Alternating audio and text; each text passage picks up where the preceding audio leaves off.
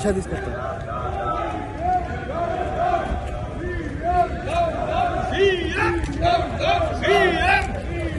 తెలంగాణ ఆడబిడ్డల్ని అవమానించిన ముఖ్యమంత్రి వెంటనే, తెలంగాణ ఆడబిడ్డల్ని అవమానించిన ముఖ్యమంత్రి వెంటనే, తెలంగాణ ఆడబిడ్డల్ని అవమానించిన ముఖ్యమంత్రి వెంటనే క్షమాపణ చెప్పాలి. తెలంగాణ ఆడబిడ్డల్ని అవమానించిన ముఖ్యమంత్రి వెంటనే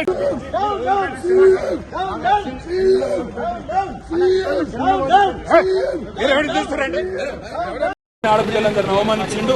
అందుకే మేము క్షమాపణ చెప్పమని డిమాండ్ చేస్తే ఆయన మాట్లాడిన అపసవ్యపు మాటను ఉపసంహరించుకోమంటే ఇవాళ మమ్మల్ని పోలీసులతో అసెంబ్లీ నుంచి తరిమేసే పరిస్థితి వచ్చింది. తప్పకుండా ఇంతకు ఇంత ఈ ముఖ్యమంత్రి చెల్లించుకోక తప్పదు.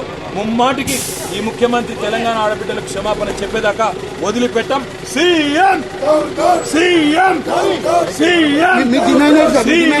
ముఖ్యమంత్రి వెంటనే క్షమాపణ చెప్పాలి తెలంగాణ మహిళలు.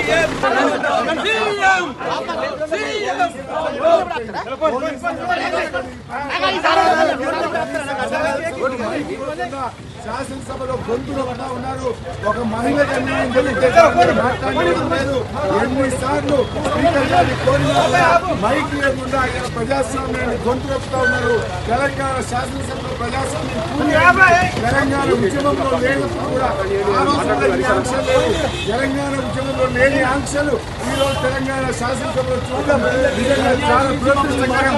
ఈ రోజు ప్రజాస్వామ్యం